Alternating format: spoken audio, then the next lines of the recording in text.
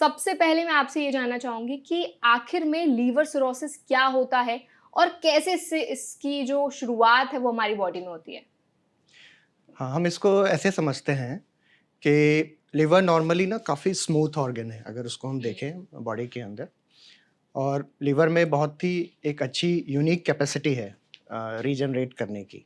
हुँ, अगर लिवर को कुछ इंजरी हो भी रही है, तो वो रीजनरेट कर लेता है अपने आप को बिल्कुल ठीक कर लेता है। अगर वो इंजरी किसी कारण से परसिस्टेंट है और लंबे समय तक चली जा रही है, तब लिवर जो रीजनरेट कर रहा है, वो डिसऑर्डर्ड हो जाता है। जो लिवर का आर्किटेक्चर है, वो खराब हो जाता है। अब आर्किटेक्चर को समझना है ना, तो इसको हम ऐसे समझते हैं जैसे आप घर बनाते हो। घर में एक तरफ किचन होता है, वॉशरूम होता है, हॉल होता है, डाइनिंग होते हैं, कमरे होते हैं। ये एक आर्किटेक्चर है।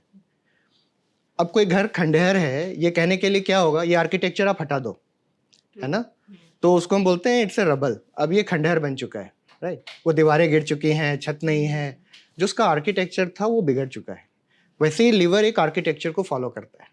ओके। वो आर्किटेक्चर बिगड़ जाता है सिरोसिस में। हुँ, और ये इसलिए होता है क्योंकि जो रीजनरेटिंग कैपेसिटी है लिवर की, वो हुँ, कहीं न कहीं अब कॉम्प्रोमाइज़ हो गई है, अब वो गड़बड़ हो गई है। और उसके गड़बड़ होने का कारण है, जो इंजरी लिवर को हो रही है, वो लगातार हो रही है और लंबे समय तक हो रही है। ओके। सो जैसे हुँ, तो इस स्टेज तक को पहुँचने को हम हुँ, सिरोसिस बोलते हैं। ओके। सर अभी आपने बताया कि लीवर सिरोसिस कैसे बॉडी में बनना शुरू होता है और अब मैं आपसे जानना चाहूँगी कि इसके क्या मेन कॉज़ेज़ होते हैं? क्योंकि मोस्टली लोगों को लगता है कि जो लोग अल्कोहल पीते हैं, अल्कोहल कंज़्यूम करते हैं, उनको ही लीवर सिरोसिस का रिस्क रहता है। तो रिस्क पर कौन लोग हैं? कौन से लोग ऐसे हैं जो प्रोन हैं ज़्यादा? हाँ, तो ऐसा नहीं है कि सिर्फ़ अल्कोहल से ही लिवर में सिरोसिस हो सकता है। हुँ, लिवर सिरोसिस होने के कई सारे कारण हैं। ओके। जैसे हेपेटाइटिस वायरस डिजीज़ेज़ होती हैं, जैसे हेपेटाइटिस बी है, हेपेटाइटिस सी है, ये आपको सिरोसिस कर सकती हैं। फैटी लिवर डिज़ीज़ जो आजकल हो रखा है लोगों में ओबेसिटी के कारण, ओके। वो भी अंत में जाके सिरोसिस कर सकता है। अल्कोहल तो है ही एक कारण। कुछ कंजेनाइटल डिज़ीज़ भी होती हैं जो हुँ, बच्चों में होती हैं, वो भी सिरोसिस कर सकती हैं।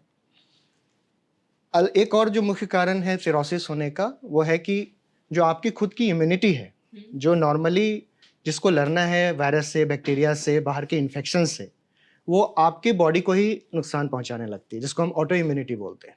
ओके, ये ऑटो इम्यूनिटी लिवर के टिश्यूज़ और सेल्स के अगेंस्ट ही बन जाती है, जिसको हम ओके। ऑटो इम्यून डिजीज़ेज़ बोलते हैं। हुँ, जैसे ऑटो इम्यून हेपेटाइटिस होता है, प्राइमरी बिलियरी कोलेंजाइटिस होता है, प्राइमरी स्क्लेरोजिंग कोलेंजाइटिस होता है। ये सब भी सिरोसिस कॉज़ कर सकते हैं। ओके। सर अभी आपने बताया कि क्या-क्या मेन कॉज़ेज़ हो सकते हैं लीवर सिरोसिस के। लेकिन जब हम लीवर सिरोसिस की बात करते हैं, तो कई बार ऐसा होता है ना कि लोगों को सिम्पटम्स नहीं समझ आते। उनको लगता है कि बॉडी बाहर से तो एकदम ठीक दिख रही है, लेकिन क्या-क्या इसके सिम्पटम्स उसे कैसे एक जो नॉर्मल व्यक्ति है, वो पहचान सकता है कि उसकी बॉडी में लीवर सिरोसिस की प्रॉब्लम हो रही है? अच्छा, ये अच्छा सवाल है क्योंकि लिवर में ना एक चीज़ हमें समझना होगा कि लिवर में बहुत ज़्यादा रिज़र्व है। अच्छा। सपोज़ आप 80% ऑफ हुँ, लिवर अगर काम नहीं कर पा रहा है, तो भी 20% बॉडी के डिफरेंट फंक्शंस को मेंटेन कर सकता है। हुँ, इसके अलावा ये चीज़ भी जानना ज़रूरी है कि लिवर 500 से ज़्यादा फंक्शन करता है बॉडी के, अच्छा। राइट? तो जब इतना सारा फंक्शन हो रहा हुँ, है बॉडी का, तो कुछ आपको प्रॉब्लम पता चलेंगी, कुछ आपको प्रॉब्लम नहीं पता चलेंगी, क्योंकि हुँ, कुछ मॉलिक्यूलर लेवल पे चल रहा होगा।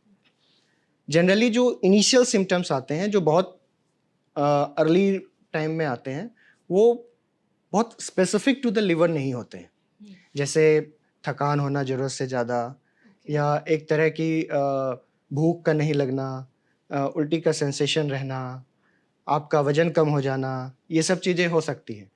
अगर मान लीजिए आपको जॉन्डिस डेवलप हो गया, तो ये तो टेलटेल साइन है कि आपके लिवर में कोई प्रॉब्लम आ प्रॉब्लम रही है। है। हुँ, या पेट में पानी आ गया है, या आपकी मेमोरी लॉस हो रही है। ये सब चीज़ें इंडिकेट करती हैं कि लिवर की प्रॉब्लम आ रही है, या आपको इचिंग डेवलप हो रहा है। इसमें से ज़्यादातर जो चीज़ें हैं, वो दूसरी बीमारियों में भी हो सकती हैं। तो हाँ। ऐसे पिनपॉइंट करना कि ये लिवर के कारण ही है, ये थोड़ा मुश्किल है। ओके, तो सर अगर किसी को ऐसे सिम्पटम्स दिखते हैं, जैसे आपने बताया कि ये ज़रूरी नहीं है कि लीवर सिरोसिस के ही सिम्पटम्स हो क्योंकि बाकी बीमारियों में भी या बाकी जो हेल्थ रिलेटेड प्रॉब्लम्स होती हैं, उनमें भी ये सिम्पटम्स आपको दिख सकते हैं। तो अगर किसी व्यक्ति को ऐसे सिम्पटम्स दिख रहे हैं, तो उनको पहले क्या स्टेप्स लेने चाहिए? मेरे ख्याल से सबसे ज़रूरी है कि आप अपना हेल्थ चेकअप कराएँ, डॉक्टर से मिलें, फिजिशियन से मिलें।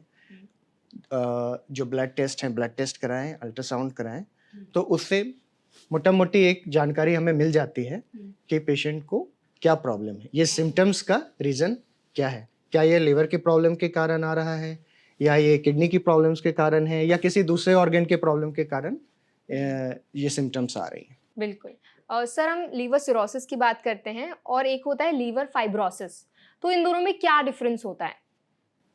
देखिए सिरोसिस फाइब्रोसिस का ही एक सीवियर फॉर्म है। ओके। तो जैसे नॉर्मली जब हमारी बॉडी में हीलिंग होती है, सपोज़ कहीं पे हमें कट लगा और हमारी वुंड हीलिंग होती है और वहाँ पे जब आप देखेंगे वो एरिया थोड़ा-सा हार्ड हो जाता है। That is called scar. Okay. तो जो भी हीलिंग है वो एक स्कार फॉर्मेशन के साथ हो रही है। That scar is nothing but the fibrosis, right? जब लिवर में हीलिंग हो रही है, तो वो विदाउट स्कार की होती है इनिशियल पीरियड में। लेकिन अगर इंजरी परसिस्टेंट हो, जैसे मैंने पहले भी कहा, लगातार वो इंजरी हो रही है, सपोज़ वायरल डिजीज़ लगातार परसिस्ट कर रहा है बॉडी में, अल्कोहल आप लगातार ले रहे हैं, आपको ओबेसिटी है, फैट आपके लिवर में लगातार प्रेज़ेंट हो रहा है, रह रहा है, वो निकल नहीं पा रहा है, तो वो फर्दर इंजरी करता है और उसके परसिस्टेंट के कारण धीरे-धीरे फाइब्रोसिस डेवलप होने लगता है लिवर में। उसके स्टेजेस होते हैं, F1 टू F4 हम बोलते हैं। ओके। जो F4 है, वो सिरोसिस है, मतलब सिरोसिस लास्ट स्टेज होता है। या ऑफ द और फाइब्रोसिस। ओके, मतलब जब हम लीवर की बात करते हैं तो लीवर के मेजरली अगर लीवर किसी का डैमेज हो रहा है, तो वो स्टेजेस में डैमेज होता है। पहली स्टेज क्या होती है सर? तो अगर हम मेनली देख लें कि अल्कोहल का अगर हम ले लें एज एन एग्जांपल, तो पहले अल्कोहल में फैट आता है, अल्कोहल इंड्यूस्ड फैटी डिजीज होता है पहले। उसके बाद वो फैट ही, अब क्या है कि लिवर के जो सेल्स है ना, वो फैट को स्टोर करने के लिए नहीं बने हैं। उनका काम वो नहीं है फैट को स्टोर करना। अगर थोड़ा बहुत फैट आएगा तो उसको मेटाबोलाइज करके लिवर के सेल्स एनर्जी में बदल के अपना यूज कर लेंगे उसको। लेकिन जब फैट काफ़ी टाइम तक प्रेजेंट है लिवर सेल्स में और जो लिवर सेल्स की अपनी नॉर्मल एक्टिविटीज उसको वो नहीं करने देंगे, and they will start damaging the cells, liver cells को वो डैमेज करना शुरू कर देंगे। तो उससे नेक्स्ट स्टेज आता है जिसको हम स्टीएटोहेपेटाइटिस बोलते हैं। ओके। तो स्टीएटोहेपेटाइटिस का कहने का मतलब है कि अब लिवर के सेल्स में या लिवर में सूजन भी आ गई है और लिवर के सेल्स आर डाइंग, वो शुरू हो गया है। जब डेथ होती है तो नॉर्मली क्या होना चाहिए, लिवर सेल्स की डेथ के बाद न्यू लिवर सेल्स वहां पे आ जाने चाहिए as a process of regeneration, जो हम बोलते हैं ना, फिर से लीवर रीग्रो। ही एक ऐसा हमारी बॉडी का पार्ट है यस, जो रीजनरेट हो जाता हो है। जाना चाहिए। लेकिन अब क्या है, क्योंकि आपके पास फैट तो लगातार ही आ रहा है, तो अब जो नए सेल्स आएंगे उसकी जगह पे फाइब्रोसिस आएगा। ओके। राइट।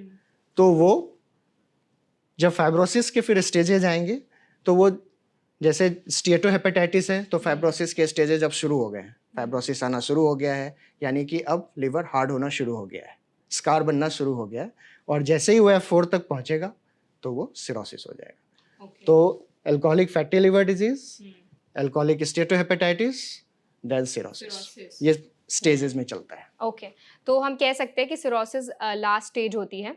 ऑल्सो सर मुझे आपसे ये जानना था कि लीवर सिरोसिस क्या एक बीमारी है या फिर एक रिवर्सिबल कंडीशन है? क्योंकि सिरोसिस की मैं फोटोज़ भी देख रही थी, तो बहुत हॉरिबल दिखता है सिरोसिस, उसके बारे में थोड़ा बताइए। हाँ, सिरोसिस इसलिए हॉरिबल दिखता है, मैं लास्ट के क्वेश्चन शुरू करता हूँ, क्योंकि जो सिरोसिस में लिवर का जो आर्किटेक्चर है, नॉर्मल आर्किटेक्चर वो नहीं दिखता, पहले तो वो चेंज हो जाता है। ऐसे liver is a very smooth organ, good looking organ, soft smooth. अब उसमें क्या है, वो हार्ड हो गया है और उसमें नोड्यूल्स हो गए, छोटे छोटे गांठ बन गए। This are regenerating, failed regenerating nodules हैं जो वो ठीक से रीजनरेट नहीं कर पाए हैं और उनके अराउंड फाइब्रोसिस है। तो इस तरह से सिरोसिस वहां पे आ रहा है। अब है कि क्या cirrhosis in itself is a disease? Actually cirrhosis manifestation है डिजीज का। जैसे आपको जो इंजरी हो रही है, आपको जो डिजीज है लिवर डिजीज, वो तो कई कारणों से हो रहा है, अल्कोहल है, वायरस है, फैट है, कंजेनाइटल डिजीज है, ऑटोइम्यून डिजीज है, इन सब चीज़ों से लिवर डिजीज हो रहा है और वो लिवर के आर्किटेक्चर को चेंज कर रहा है, उसके लुक को चेंज कर रहा है, जिसको आप एज ए सिरोसिस देख रहे हो। वो आपको वहां पे दिख रहा है। जहां तक रिवर्सिबिलिटी का सवाल है, एक स्टेज तक सिरोसिस यस रिवर्सिबल है। जैसे कि आपको वायरल डिजीज है, सपोज हेपेटाइटिस सी है, और अगर आप हेपेटाइटिस सी का सक्सेसफुल ट्रीटमेंट कर पाते हैं, जो कि आजकल काफ़ी पॉसिबल है, आसानी से अब ये चीज़ हो जाती है, तो उनकी सिरोसिस रिवर्स हो सकती है। सिरोसिस रिवर्स हो सकती है मतलब फाइब्रोसिस के स्टेज पीछे की तरफ आ सकता है। ओके, There मतलब is इसको एक possibility. स्टेज तक आप रिवर्स कर सकते हो अगर आपने Yes. उसको अर्ली आइडेंटिफाई कर लिया। एग्जैक्टली। सर हम जब सिरोसिस की बात करते हैं ना, तो कई बार ऐसा भी होता है कि लोगों को कुछ सिम्टम्स दिखते ही नहीं है। आपने बहुत सारे सिम्टम्स बताए थे और आपने ये भी बताया था कि ज़रूरी नहीं है कि सिम्टम्स आपकी लिवर सिरोसिस के ही हों। क्या कुछ ऐसी कंडीशंस भी होती हैं जहाँ पर कोई सिम्टम्स ना दिखे लेकिन वो स्टेज जो है लिवर की वो सिरोसिस तक आ चुकी है? अक्सर होता है ऐसा। ओके। अक्सर ऐसा होता है कि जो लिवर सिरोसिस का पता तब चलता है जब हम किसी और कारण से पेशेंट के टेस्ट कर रहे होते हैं, किसी और प्रॉब्लम से कर रहे होते हैं, या रूटीन हेल्थ चेकअप कर रहे होते हैं, तब पता चलता है। बहुत बार ऐसा भी होता है कि जब पहली बार कोई सिम्टम आता है उसका, यानी कि सिरोसिस था काफ़ी दिनों से और प्रोग्रेस हुआ, उसके कॉम्प्लिकेशन शुरू हुए, उसके लिए हमने टेस्ट किया और तब हमें पहली बार पता चला इनको सिरोसिस भी था।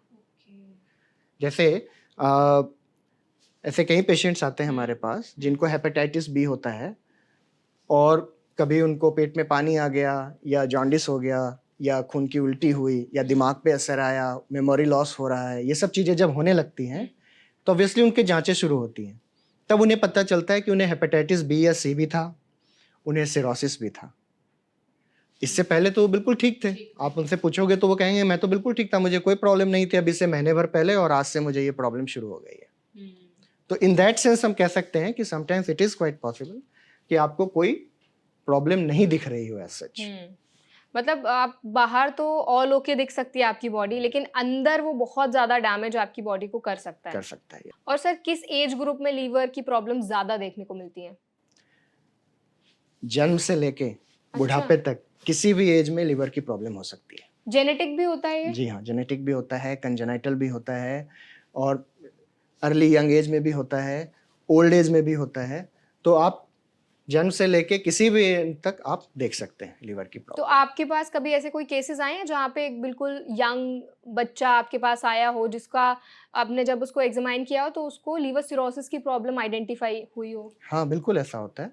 जैसे जन्म के पहले महीने में अगर जॉन्डिस हो रहा है, तो कंजेनाइटल प्रॉब्लम्स होती हैं, जिसको हम बिलियरी एट्रेसिया बोलते हैं। फिर कुछ कंडीशंस होती हैं, जिसको कॉमनली हम कॉलेस्टेटिक लिवर डिजीज़ बोलते हैं। वो डिजीज़ेज़ फर्स्ट मंथ से लेके फर्स्ट ईयर के एज के बच्चों में होती है। तो ऐसे बड़े सारे केसेस आते हैं। ज़रूरत पड़ती है तो हम ऑपरेशन करके भी ठीक करते हैं, नहीं तो इनमें से ज़्यादातर बच्चों को लिवर ट्रांसप्लांट की ज़रूरत होती है। ओके। और सर मोस्टली जब हम बात करते हैं ना लीवर सिरोसिस की, तो लीवर सिरोसिस की और नॉन फैटी जो अल्कोहलिक लीवर होता है उसमें क्या डिफरेंस होता है? नॉन अल्कोहलिक फैटी लिवर जी। डिजीज़ आप कह रहे हैं। सही, इसको ऐसे समझते हैं कि जो हमारा लाइफ़स्टाइल है आजकल और जो हमारी जो जंक फूड का जो एरा चल रहा है और ये सब चीज़ें हैं, इससे ओबेसिटी एक एपिडेमिक प्रोपोर्शन में है। फूड की अबंडेंस इतनी है और हमारा लाइफ़स्टाइल ऐसा है, सेडेंटरी लाइफ़स्टाइल है, हमें ज़्यादा फिज़िकल एक्टिविटी नहीं करनी पड़ती। और जैसे हम अभी यहाँ एसी रूम में बैठे हैं, तो हमारी बॉडी को थर्मल रेगुलेशन भी नहीं करना है, तो आपकी एनर्जी बहुत कंज़र्व हो रही है बेसिकली। तो जो ओबेसिटी जो है, वो बेसिकली आपके पास अकाउंट में पैसे तो आ रहे हैं, पर आप खर्च नहीं कर रहे हैं। अच्छा। ठीक है, तो you have a lot of balance, positive balance. तो वही पॉजिटिव बैलेंस ओबेसिटी के फॉर्म में दिखती है हमें। नाउ हमारे बॉडी में सेल्स हैं कुछ जो उस फैट को स्टोर करने के लिए बने हैं और उसको स्टोर करके वो बहुत खुश हैं, उन्हें कोई प्रॉब्लम नहीं है। हमारी बॉडी को भी प्रॉब्लम नहीं है, आपका वेट बढ़ेगा, वो सब चीज़ें हैं, but it is okay. Now अगर और भी ज़्यादा बैलेंस बढ़ा, सपोज आपका जब पैसे आते हैं, आपके पास बहुत पैसा है, तो आप पहले बैंक में रखते हैं, राइट? जब तक आप बैंक में रख रहे हैं तब तक ठीक है, bank is meant for that, right? कि आप वहाँ रखो। और पैसा आएगा, आप घर में रखोगे, from their problem starts. Okay. चाहे गवर्नमेंट हो, चाहे एंटी सोशल एलिमेंट हो, सब पे नजर आ जाएगी। वैसे ही हमारे शरीर में फैट अगर एक्सेस में आ रहा है तो अब वो उस सेल्स में भी जाएगा जो उसके लिए बने नहीं है, उसको हैंडल करने के लिए बने नहीं है, जैसे लिवर सेल्स हैं, जैसे ब्लड वेसल्स के सेल्स हैं। तो इन सब चीज़ों पे जाके भी वो अफेक्ट करना पड़ेगा, एडवर्सली अफेक्ट करना शुरू कर देगा। इसी को हम non alcoholic fatty liver disease बोलते हैं, क्योंकि alcohol is also reason for fatty liver disease, और ये क्योंकि ओबेसिटी से रिलेटेड है इसलिए इसको non alcoholic fatty liver disease बोलते हैं। Non alcoholic fatty liver disease एक अम्ब्रेला टर्म है। अम्ब्रेला टर्म कहने का मतलब इसमें सिंपल फैटी लिवर से लेके और दूसरे एंड पे सिरोसिस भी है। तो पहले सिंपल फैटी लिवर होगा, उसके बाद स्टेटोहेपेटाइटिस होगा, जिसको हम यहाँ पे नॉन अल्कोहलिक स्टेटोहेपेटाइटिस बोलते हैं, और फिर वो सिरोसिस होगा। तो ये पूरा स्पेक्ट्रम है जिसके वन एंड पे सिर्फ फैटी लिवर है, जिसके लिए ज़्यादा कुछ नहीं करना है, आपको डाइट और एक्सरसाइज करनी है। दूसरे एंड पे सिरोसिस है, जहाँ पे आपको उसके रिलेटेड बड़े सारे प्रॉब्लम आ सकते हैं। ओके सर, आपने बताया अभी कि ओबेसिटी का भी बहुत इंपॉर्टेंट रोल होता है नॉन अल्कोहलिक फैटी लिवर में, तो ओबेसिटी का सिरोसिस से भी कुछ कनेक्शन होता है? यस, तो जब हम स्टार्टिंग पॉइंट तो फैटी लिवर है, अगर आपने अपनी ओबेसिटी को कंट्रोल नहीं किया, आपने फैट इंटेक जो पॉजिटिव बैलेंस है उस बैलेंस को आप नेगेटिव पे नहीं लाओगे, तो वो तो लिवर को डैमेज करना शुरू करेगा, क्योंकि लिवर के सेल्स में अब फैट आ गया है। नो, इट स्टार्टेड डैमेजिंग, वो डैमेज तो कर रहा है, फैट तो कहीं जा नहीं रहा है, ठीक है। अब उसके बाद वो स्टेटोहेपेटाइटिस कर रहा है, वहाँ पे सूजन कर रहा है, वहाँ पे नेक्रोसिस कर रहा है, सेल डेथ कर रहा है। अब जब सेल डेथ होगी तो वहाँ पे स्कारिंग शुरू होगी, फाइब्रोसिस शुरू होगा, और वही फिर वो सिरोसिस को कॉज करेगा। तो ये चेन ऑफ इवेंट्स है। तो yes, obesity is leading to cirrhosis. Yes sir, हम लीवर सिरोसिस के रिस्क की बात करते हैं, तो जो ऑटोइम्यून डिजीज होती हैं वो कैसे सिरोसिस के रिस्क को बढ़ाती हैं? तो जैसे मैंने बताया, ऑटो इम्यून डिजीज क्या है? हमारी जो इम्यूनिटी है जो बाहर से रोगों को लड़ने के लिए बनी है और हमारे ऑर्गन्स को जनरली अफेक्ट नहीं करती। ये एक मैकेनिज्म हमारे शरीर में है कि वो हमारे ऑर्गन्स को अफेक्ट नहीं करेगी, but due to some problem, चाहे वो जेनेटिक हो या एक्वायर्ड हो, वो हमारे लिवर टिश्यू को भी, स्पेसिफिकली फॉर लिवर में बता रहा हूँ, हालांकि वो किसी भी ऑर्गन में हो सकता है, लिवर के टिश्यू को वो आइडेंटिफाई करना शुरू करती है एज फॉरेन टिश्यूज, और उसको वो डिस्ट्रॉय करना शुरू करती है, और वो लगातार डिस्ट्रॉय कर रही है, इंजरी कर रही है। फिर वही प्रोसेस शुरू होगा, हीलिंग विथ स्कारिंग होगी, that will lead to cirrhosis. Okay sir, ऐसे पेट में ना पानी भी भर जाता है, क्या ये भी सिरोसिस का साइन होता है? उसको कुछ कंडीशन होती है, कुछ बोलते हैं उसको? एसाइटिस बोलते हैं उसको। ओके।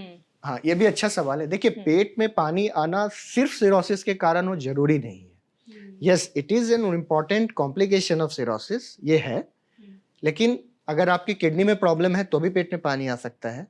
अगर आपके हार्ट में प्रॉब्लम है, जिसको हम कंजेस्टिव कार्डियक फेलियर बोलते हैं, उससे भी पेट में पानी आ सकता है। अलग बीमारियां, जैसे अगर टीबी है, पेट का टीबी है, उससे भी पेट में पानी आ सकता है। अगर कैंसर है और वो डिसेमिनेटेड कैंसर है, मतलब फैला हुआ कैंसर है, तो भी पेट में पानी आ सकता है। उसके कई कारण हो सकते हैं, उसका कारण जानने की जरूरत होती है। बट अगर आपको पहले से पता है आपको सिरोसिस है, बाकी ऑर्गन्स आपके ठीक हैं, तो जो पानी आया है वो मोस्ट लाइकली लिवर का ओरिजिन है। ओके, मतलब सिरोसिस को सर ठीक किया जा सकता है? ये हमें थोड़ा केयरफुली इसको बोलना पड़ेगा। सिरोसिस को कब ठीक किया जा सकता है, ये इंपॉर्टेंट है जानना। एक तो जब तक कि कोई कॉम्प्लिकेशन नहीं आया है सिरोसिस का, मतलब पेट में पानी नहीं आया है, ब्लीडिंग नहीं हुई है, हेपेटिक एन्सेफेलोपैथी नहीं हुआ है, सीवियर नहीं हुआ है, राइट, स्टेज 2-3 पे नहीं गया है, तब तक yes, you can sit on it, no problem. आप रह सकते हैं, आप रेगुलर फॉलोअप में कीजिए, आप सर्विलेंस में रहिए, डॉक्टर से कनेक्ट में रहिए, बहुत एक्टिव कुछ करने की जरूरत नहीं होती है। आपका फर्स्ट कॉम्प्लिकेशन आया है, now you are a complicated cirrhotic patient, अब तो ट्रीटमेंट चलेगा आपका, है ना।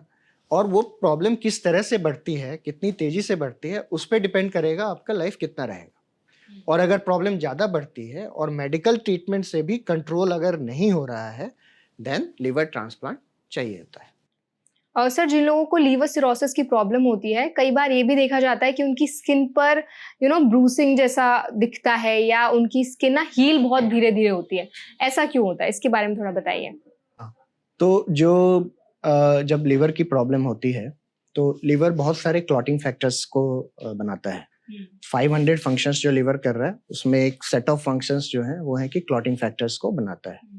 ऑब्वियसली जब लिवर डिजीज है तो वो क्लॉटिंग फैक्टर्स नहीं बन रहे हैं, तो हमारे बॉडी में ब्लीडिंग की एक टेंडेंसी आ जाती है। तो जब भी हम ऐसे पेशेंट्स जो होते हैं, प्लस दूसरा रीजन ये भी है कि जो प्लेटलेट्स होते हैं जो ब्लीडिंग को रोकते हैं, उनके नंबर्स भी सिरोसिस में कम हो जाते हैं। ये भी काफी कॉमनली देखा जाता है। पेशेंट्स जब ब्लड के टेस्ट कराते हैं तो उसमें देखते हैं कि प्लेटलेट काउंट कम आ रहा है, तो that is also an indication, वो भी एक इंडिकेशन है कि आपको लिवर की प्रॉब्लम हो सकती है। आपके स्प्लीन का साइज बड़ा हो जाता है, क्योंकि जो मैंने बताया अभी, जो पोर्टल प्रेशर है, जो पोर्टल हाइपरटेंशन है, वो हो गया है। उससे क्या होता है कि प्लेटलेट का डिस्ट्रक्शंस बढ़ जाता है। प्लेटलेट का डिस्ट्रक्शन बढ़ गया है, इस कारण से प्लेटलेट्स के नंबर कम हो गए हैं। अब जब ब्लीडिंग होती है तो ब्लीडिंग को रोकने के फर्स्ट स्टेप में प्लेटलेट्स यूज होते हैं।